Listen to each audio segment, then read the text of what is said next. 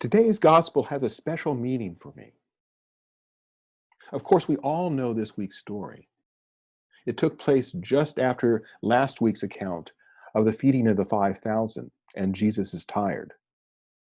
He wants to be alone, so he tells his disciples to get into the boat and cross to the other side of the lake. They will meet him there after spending some time by he will meet him there after spending some time by himself in prayer on the nearby mountain. It takes most of the night for the disciples to work their way by boat to the other side of the water because while the boat is out, a storm has come up, battering the small craft and driving them back. As dawn begins to break, they're still struggling to make headway, when suddenly they spot a figure moving towards them on the water. "It's a ghost!" they scream, terrified. But Jesus calls to them, No, it's me. Don't be afraid." Peter calls to him then. "If it's really you, Lord," he says, "tell me to come to you on the water." "Yes, come," Jesus responds. At once, Peter stands, and hiking up his robe, he steps over the side of the boat, first one leg, then the other, and sets off toward his master. That leaves only 11 in the boat. And as I imagine the scene, it is almost comic, with each of them holding onto the side of the boat and peering over to get a glimpse of what is happening. As I hear it, the dialogue between them could almost be a scene from Monty Python. "What just happened?" Andrew asks. "You got out of the boat," Andrews answers. "Who did?" James asks. "Peter did," Matthew replies. "Of course he did," John responds. "That's just like him, isn't it? Quick, throw him a rope." "No, he doesn't need a rope. He's walking on the water." "Oh, come on, stop it. That's not funny." "But he is. I tell you, look." One by one, they bob up and down, taking turns viewing the scene, attempting to take it all in, as meanwhile Peter steps carefully through the waves and moves towards Jesus. He doesn't question. He just trusts. And as he trusts, he strides closer and closer. Just then, though, a strong, cold wind comes up, pushing him back, and all at once his confidence wavers. His trust begins to fade. Peter looks around him. He sees the water lapping at his feet. He turns and sees the boat far, far behind him. And suddenly, and the tops of the heads of the disciples popping up and down in astonished disbelief, and suddenly goes rigid with terror. The thought flashes through his mind, what was I thinking? As water rushes up to his knees, then to his waist, then to his neck. Just before it goes up, before he goes under, he calls out, "Jesus, save me!" And in that instant, he feels a hand gripping him. "Where is your trust?" Jesus asked, smiling. "Why did you let yourself doubt me?" Jesus pulls him out of the water, and as together they walk back to the boat, the wind stops. Yes, we all know the story, and it's a powerful one. And 9 years ago today, it was my job to preach on it.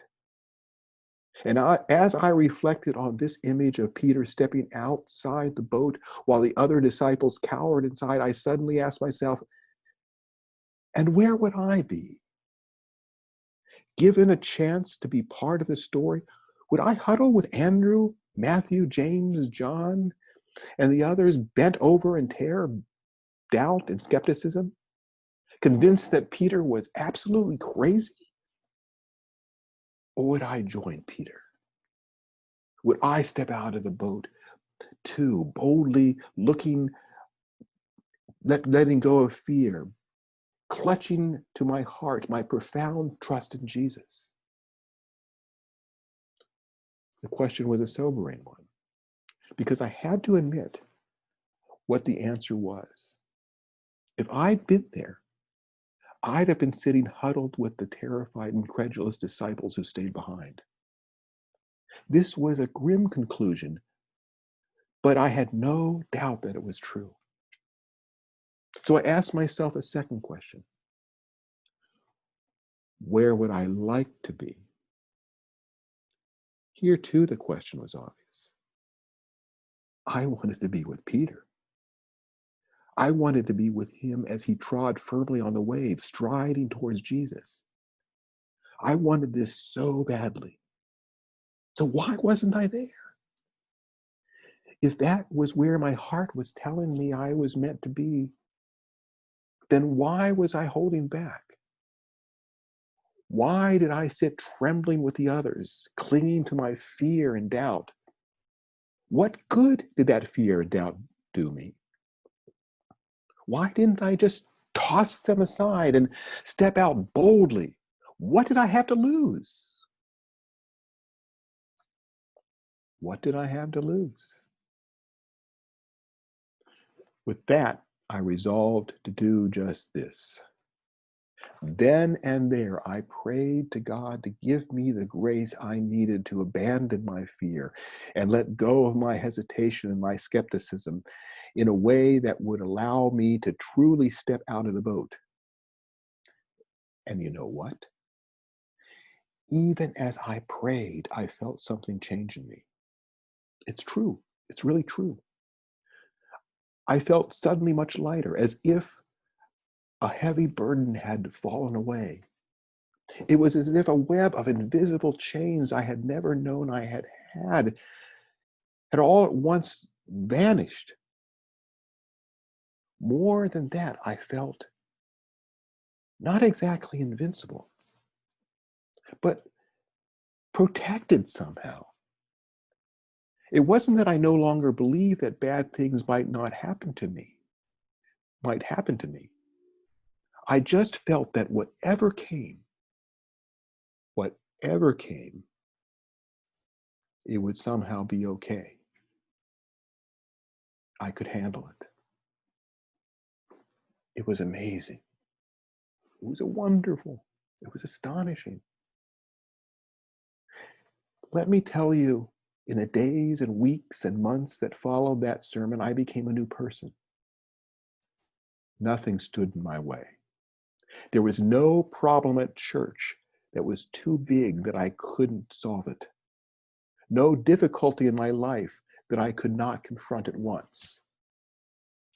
Not only that, everything just seemed to work out. I felt that my entire life had become a series of miracles.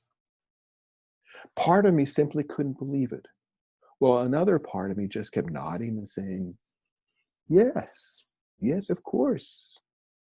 Of course this is happening. I stepped out of the boat. I began to try new things that I had long wanted to do, but had never gotten around to doing before, or else had endlessly put off because they scared me. Among them, I signed up to be a volunteer chaplain at the Santa Clara jail system, the Santa Clara County jail system. They asked me where I wanted to work, and I said, put me in the hardest places, the places where others just don't want to go. So they did. I worked at the main jail downtown, which I can tell you is at least as intimidating as any maximum security prison. I know because I went to those too.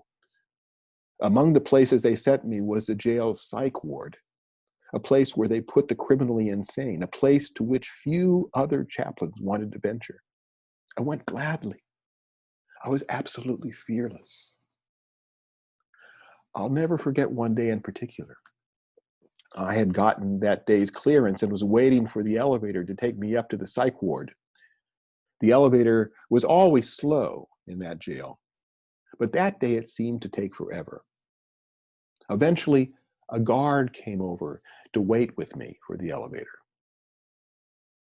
He stood there and scanned me up and down, took in my clerical collar and the tag hanging around my neck that cleared me as a visitor. Where are you going? He asked. "Ninth floor," I said. "That's the psych ward," he said. "Yeah," I responded. "That's where I'm headed." The guard expelled a breath and shook his head. "It's better you than me," he said. He nodded and smiled. I nodded and smiled. That seemed to irritate him. "You know, there's a no hostage policy here," he said, suddenly hostile. "That means if those crazies up there take you captive, you're on your own. No one's going to negotiate your release." "Yeah, I know," I said. "They explained all that."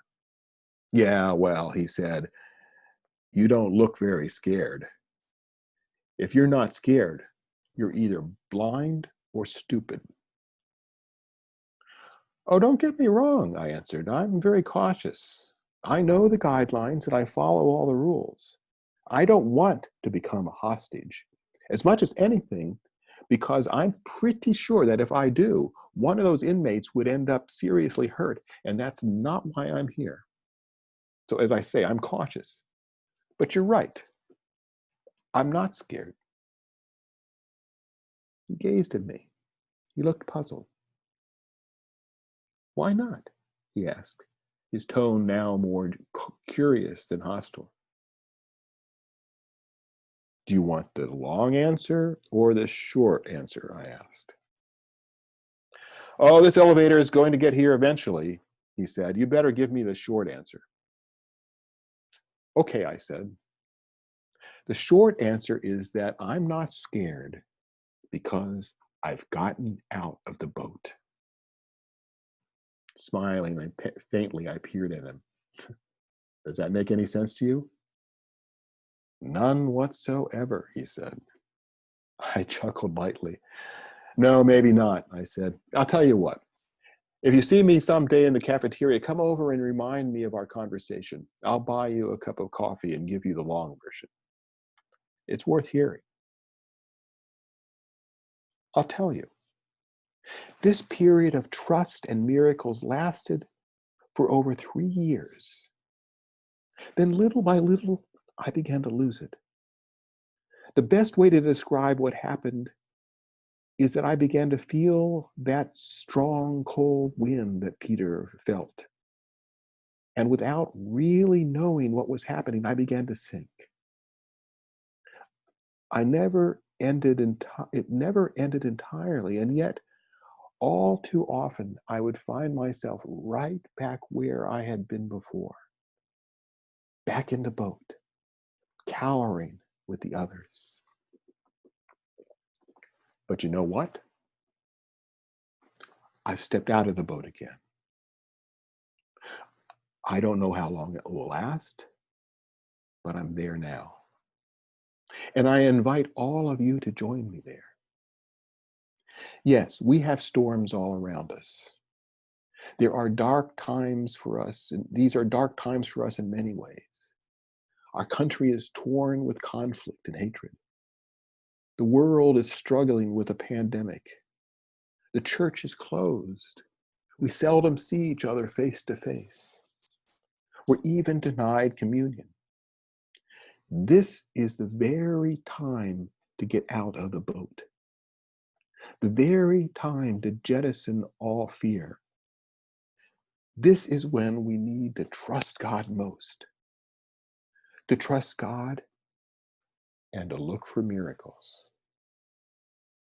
To do that, we need to do only 3 things. First, we need to pray for the grace to do what we cannot do alone. Then, second, we need to let go of all fear and doubt as both useless and false. Then, with these 2 completed, all that remains is to step out of whatever confines us and move forward, never taking our eyes from Jesus. Let's begin right now. As I say, it starts with prayer. So let's pray. Dear Jesus, help us to find the confidence, the trust, and the courage to step out of the boat. We were never meant to cower in fear, for you are leading us.